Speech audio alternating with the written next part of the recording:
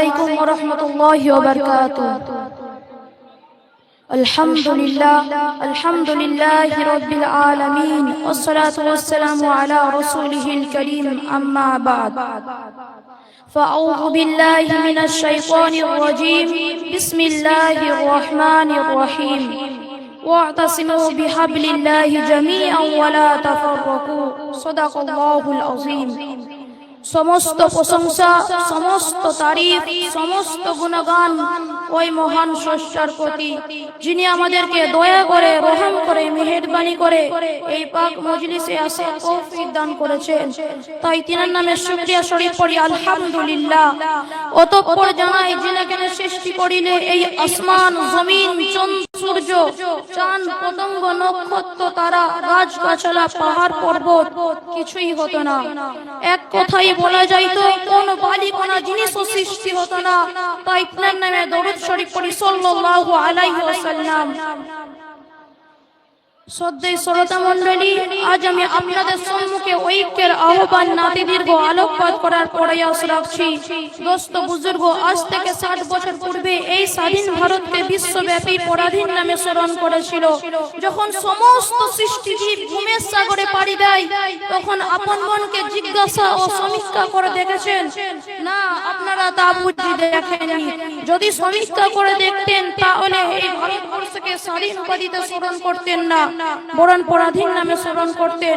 কেননা আজানের বিরুদ্ধে আন্দোলন করা, মসজিদ মাদ্রাসা ভেঙে মন্দির বানানো, হানাফি, শাফি, বেরেলি, দেওবন্দীদের মধ্যে বিভেদের পাঁচিল তুলে ধরা, মুসলিম সম্প্রদায়দের প্রতি নিপীড়ন, নির্যাতন, অত্যাচার করা, মায়ের বুক থেকে কচি শিশুকে ছিনিয়ে নিয়ে উত্তপ্ত আগুনের মধ্যে নিক্ষেপ্ত করা, মুসলমানদের তোড়তাজা রক্ত নিয়ে হোলি খেলা, তো তখন স্লোগান দিচ্ছে হিন্দু হে হাম, ওতান হে হামারা হিন্দুস্তান।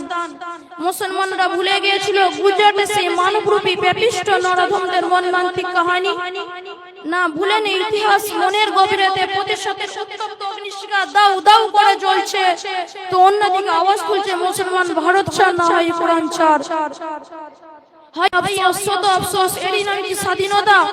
যদি এরই নাম স্বাধীনতা হয়ে থাকে, আমি আপনাদের মতো বুদ্ধিজীবীদেরকে জিজ্ঞাসা করতে চাই, আজ থেকে পূর্বে এই ভারতবর্ষ যখন ব্রিটিশের অধীনে ছিল, তখন কেন পরাধীন নামে আখ্যায়িত করেছিল? কিসের জন্য ফাঁসির মঞ্চে হাসতে হাসতে বলা দিয়েছিল? বিবিকে বিধবা, কতি শিশুকে এতিম বানিয়েছিল। জাতি, ধর্ম, বর্ণ নির্বিশেষে এক বিলাপ করে ঐক্যের মতো মহাশক্তিকে সঙ্গে নিয়ে সাম্রাজ্যবাদী ব্রিটিশকে বিতাড়িত করেছিল।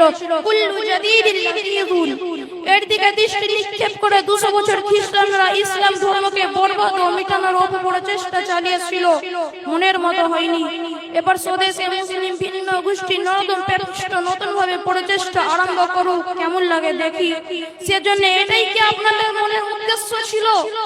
তাই যদি না হয়, তাহলে কেন ওয়াতাসিমু বিহাবলিল্লাহি জামিআন ওয়া লা তাফাররাকু, অর্থাৎ আল্লাহর তাআলার একত্ববাদে বসকে ছেড়ে দিয়ে ফুরফুরা, দেওবন্দি, বেরেলি, হানাফি, শাফির মধ্যে বিভেদ সৃষ্টি করে আত্মকেন্দ্রিকতা, লোভ, লালসা, সালগিরিতে পড়ে ঐক্যের মতো মহাশক্তিকে হারিয়ে বিশ্বের মানবরূপী জানোয়ারদের হাতে লাঞ্ছিত বঞ্চিত হচ্ছেন। লজ্জা লাগে না পরাধীন ভারতকে স্বাধীন করে মুক্ত ভারতে পরাধীন হয়ে থাকতে? হায় রে মুসলমান, কোন সাগরের গভীরে তলে ঘুমিয়ে আছে? কচি শিশুর চিৎকার, নারী জাতির আত্মকলহলে আকাশ পাতাল কেঁপে উঠছে, তারপরেও কি ঘুম ভাঙছে না? আর কবে ভাঙবে ইসলামের মেরুদণ্ড ভুলুণ্ঠিত হওয়ার পর? তাই যদি হয়ে থাকে, তাহলে ঘুমিয়ে থাকেন কিয়ামত পর্যন্ত, কারো ডাকে সাড়া দেওয়ার প্রয়োজন নেই। আর তাই যদি না হয়, তাহলে গগনিত নজর ফারুক রাদিয়াল্লাহু তাআলা আনহুর ওকিয়ার দিকে। মক্কা নগরীতে একদিন এলান করা হলো, প্রচার করা হলো যে মুহাম্মদ সাল্লাল্লাহু আলাইহি ওয়াসাল্লামের কল্যাণ আনতে পারবে, তাকে এত এত সমাধি হবে পড়েন না। তো শয়তানের ওয়াসওয়াসায় পড়ে ওমর ইবনে খাত্তাব রাদিয়াল্লাহু তাআলা আনহু খারাপ কাজের দিকে যেতে লাগলেন। মুহাম্মদ সাল্লাল্লাহু আলাইহি ওয়াসাল্লামের কল্যাণের জন্য ওয়াসওয়াসায় পড়ে শয়তানের চলতে লাগলেন। চলতে চলতে চলতে চলতে বানু জাহরা গোত্রের একটি ব্যক্তির সঙ্গে সাক্ষাৎ হলো। ওই ব্যক্তিটি বললে, এ উমর, তুমি কোথায় যাও? উমর ইবনে খাত্তাব রাদিয়াল্লাহু তাআলা আনহু বললেন, আমি মুহাম্মাদের কল্যাণ আনতে যাচ্ছি, পড়ে নাউযুবিল্লাহ। ওই বানু জাহরা গোত্রের ব্যক্তিটি বলল, তুমি আগে তোমার ঘরে ফিরে যাও। কেন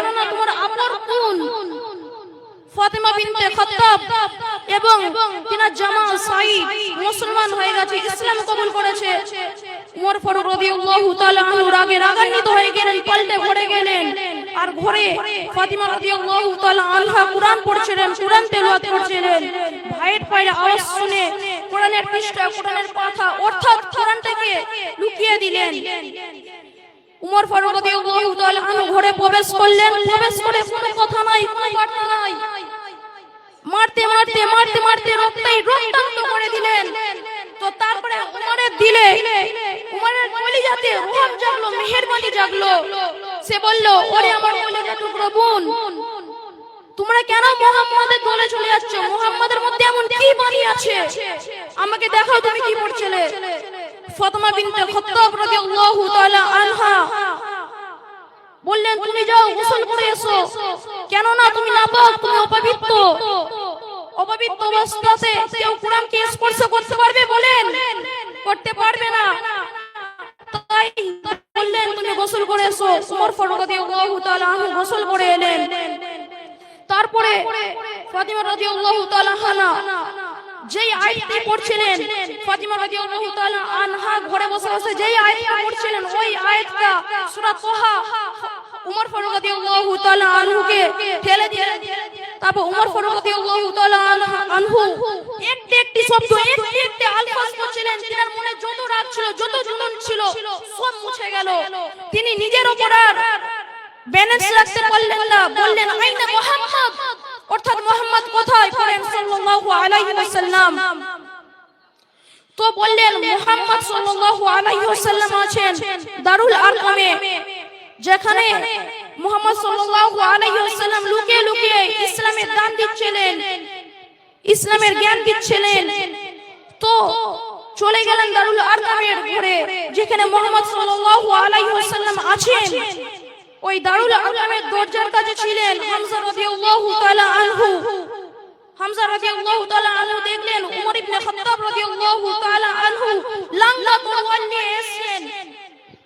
হামজা রাদিয়াল্লাহু তাআলা আনহু তারপর বিশ্ব নবী সাল্লাল্লাহু আলাইহি ওয়াসাল্লামকে বললেন, ও নবী তুমি চলে যাও, কেন না উমর ইবনে খাত্তাব রাদিয়াল্লাহু তাআলা আনহু লাঙ্গা তরোয়াল নিয়ে আমার মনে হচ্ছে তোমাকে আক্রমণ করার জন্য এসেছে।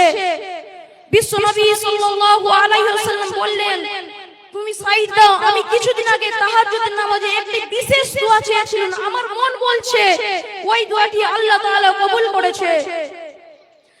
তো হামজা রাদিয়াল্লাহু তাআলা আনহু সাইদ দিলেন। উমর ফারুক রাদিয়াল্লাহু তাআলা আনহু দারুল আরকামে প্রবেশ করলেন।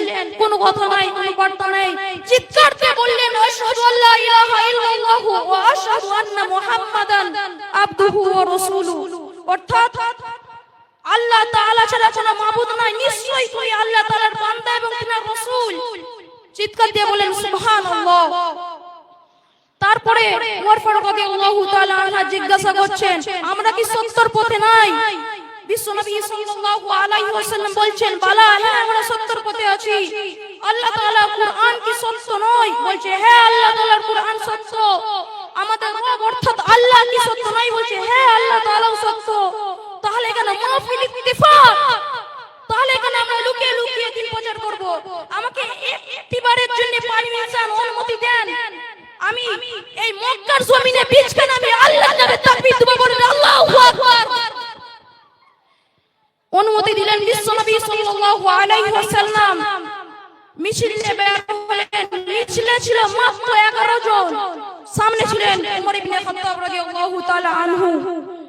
এক বাক্যে স্লোগান দিচ্ছেন, মান তারাদা তাসলা উম্মু ইয়াতামালাদু তারমিলা যাওজাতুহু, অর্থাৎ মান তারাদা তাসলা উম্মু, কে আছো নিজের মায়ের বুক খালি করতে যাও, ইয়াতামালাদু, কে আছো নিজের বাচ্চাগুলোকে সন্তানগুলোকে এতিম বানাতে যাও, তারমিলা যাওজাতুহু, কে আছো নিজের বিবিকে বিধবা বানাতে চাও।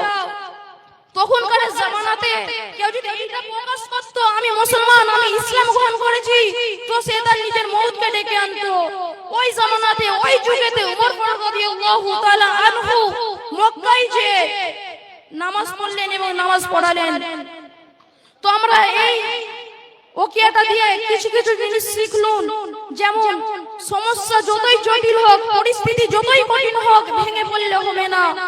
সমস্যা মাত্রই সমাধান আছে, আছে তার সঠিক পন্থা। আল্লাহ তাআলা আমাদেরকে সবাইকে বলার ও শোনার থেকে বেশি বেশি আমল করার তৌফিক দান করুক। আমিন সুম্মা আমিন। ওয়া আখিরু দাওয়ানা আলহামদুলিল্লাহি রাব্বিল আলামিন। আমাদের ফয়জুল ভাই একটা ছোট্ট গজল বলার রিকোয়েস্ট করেছে, সেজন্য 5 মিনিট টাইম দেওয়া হচ্ছে।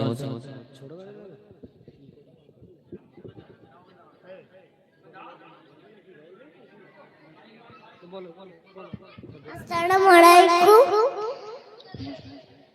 ঘুম যদি না আসে গভীর রাতে, কবুর প্রেমে জাগো তসবিহ হাতে। ঘুম যদি না আসে গভীর রাতে, কবুর প্রেমে জাগো তসবিহ হাতে। ঘুম যদি না আসে গভীর রাতে, কবুর প্রেমে জাগো তসবিহ হাতে। ঘুম যদি না